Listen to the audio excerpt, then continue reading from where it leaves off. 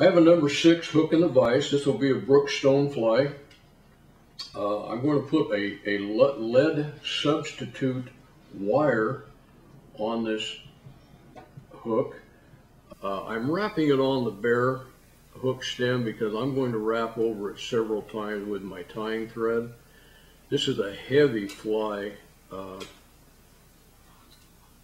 and I really strongly suggest you find a lead substitute wire rather than the real stuff. There's more and more places that are really starting to look at whether it's real lead or lead substitute. I've never been questioned by the lead cops, so I can't tell you for sure all of that. I'm going backwards now over some of that lead I just put on, just to give it a little bit extra weight and give that body a taper. I do not cut that lead with my tying scissors. I just put a pair of old fingernail clippers in there and put it down.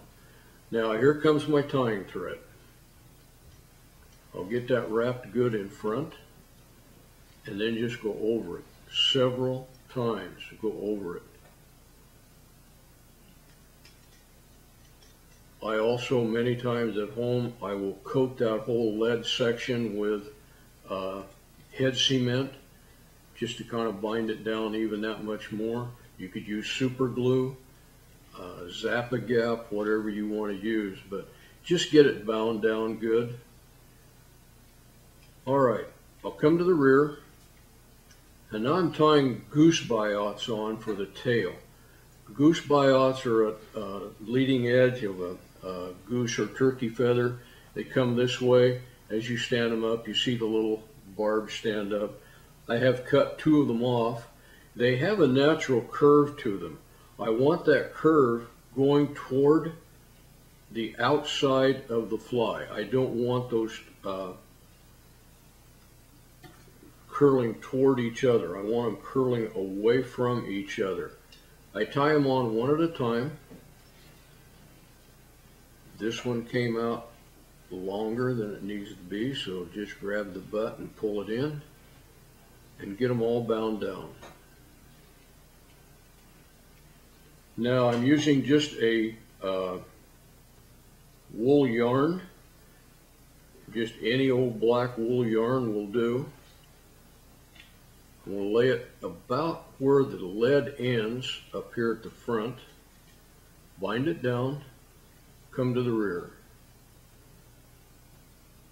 Now I take a piece of copper wire, and this is wire that I've just taken from an old lamp cord or something.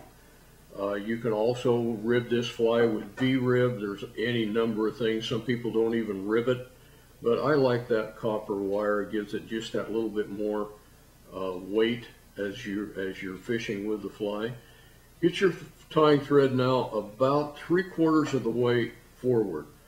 Take that body material and go 1 wrap behind that ribbing.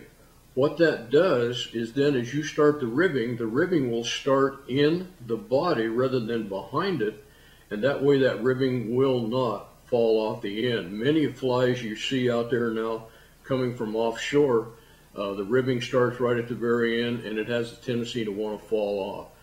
Do not cut the rest of that body material off. I've got a lot more than I need, so I'll cut some of that off.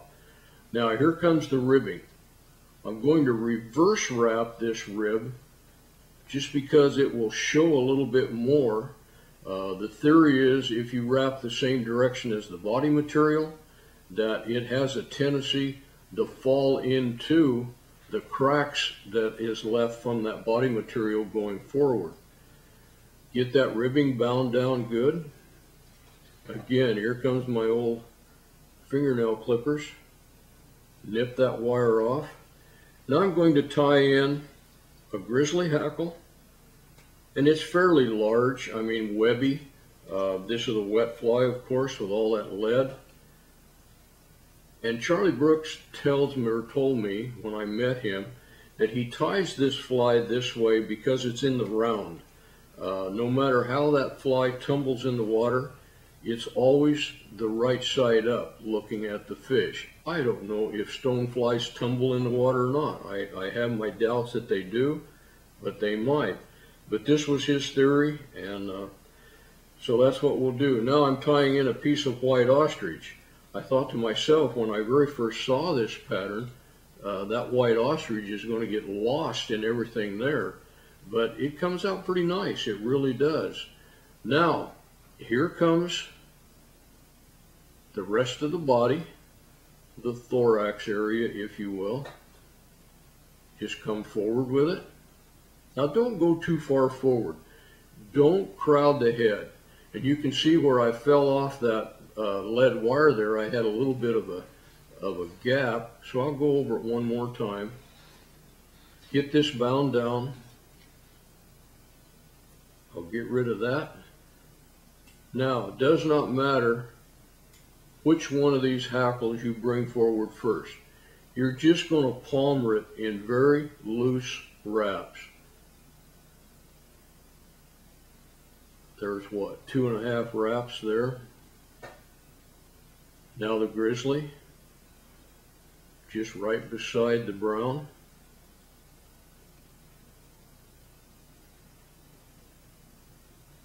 Cinch those down. I'm going to come in and clip those off just to get them out of the way. And then here comes the white ostrich. And I'm sure that you can see that ostrich as it goes forward. And that ostrich will represent gills for that stonefly. Get that all bound down. Get rid of the excess. Build yourself a little head. I'm often asked, why do you put a head on a fly? Is it because the bugs have a head? No, it is not. There's some bugs that, some flies that will represent heads of bugs, but the reason for this is because when that fly is or that hook is manufactured and that loop eye is put in that hook, it does not touch.